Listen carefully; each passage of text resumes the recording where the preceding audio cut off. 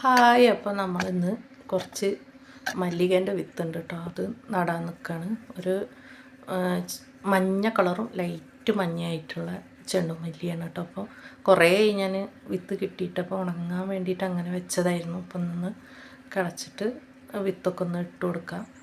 പിന്നെ ഇവിടെ പൂവുള്ള ചെടി വെക്കാമെന്ന് വിചാരിച്ചിട്ടാണ് കേട്ടോ. പൂവാകുമ്പോൾ എപ്പോഴും ഇങ്ങനെ പൂത്ത് നിൽക്കില്ല, അത് കാണാൻ നല്ല രസമല്ലേ.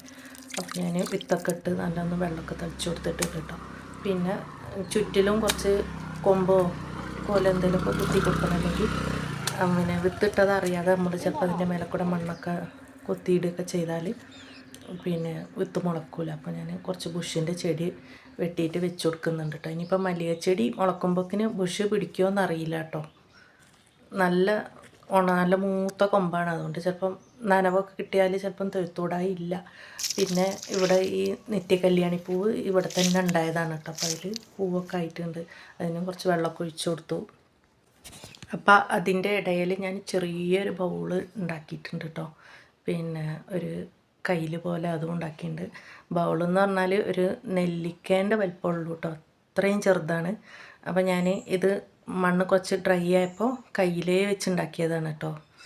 അപ്പോൾ ഇന്നത്രേ ഉള്ളൂ വീഡിയോ ഇഷ്ടമായാൽ ലൈക്ക് ചെയ്ത് ഷെയർ ചെയ്ത് സപ്പോർട്ട് ചെയ്യാൻ മറക്കരുത്.